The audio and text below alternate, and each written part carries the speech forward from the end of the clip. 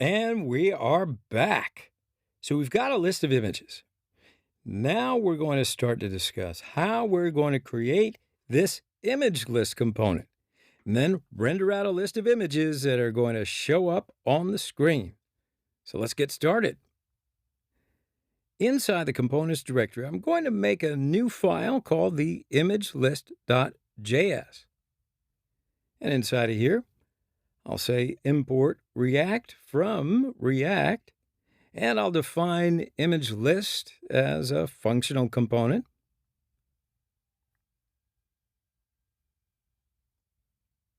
Then I'm going to return a div that says my images, and then I'll do an export default of image list at the bottom like so.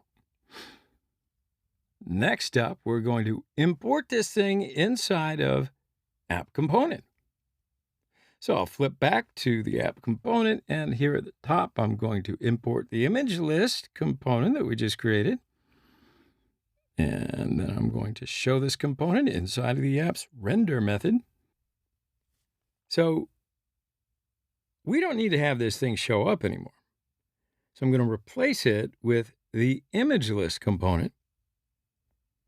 And then I'll save the file and go to the browser. Yep, sure enough, says my images. So the next thing we need to do somehow is communicate our list of images that we fetched down to the image list component. So we're going to do that communication from a parent down to a child component using the prop system. So that means I'm going to define a new prop on the image list called images, and I'm going to pass all the images that we have inside of our state object.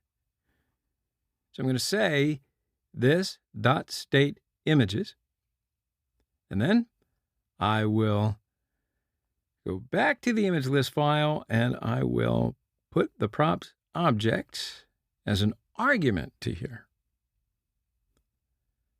So let's console log it to quickly test it.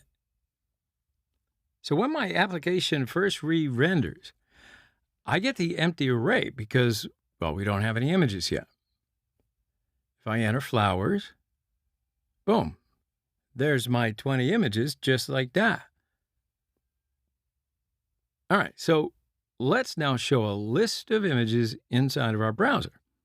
So I'll just remove that console log, and then I'm going to do a map over props.images, just like so.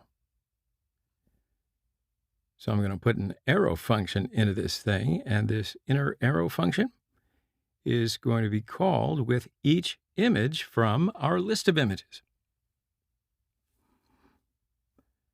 Okay, so now we need to use that image object to somehow return an image tag that has the appropriate source, like this.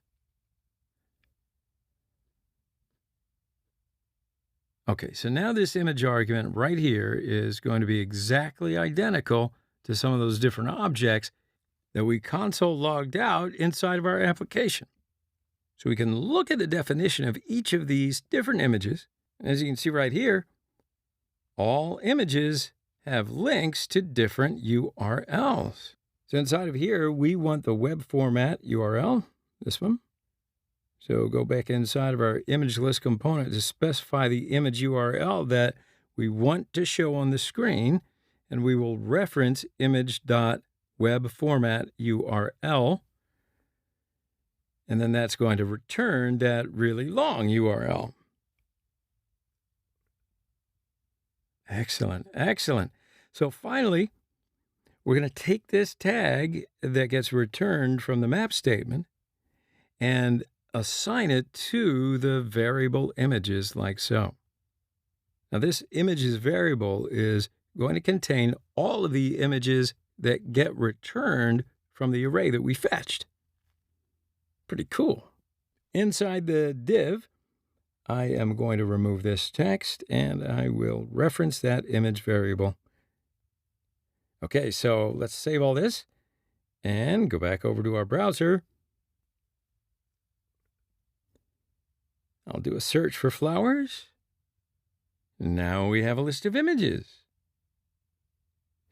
And if you've noticed that on our console, we got a little warning message.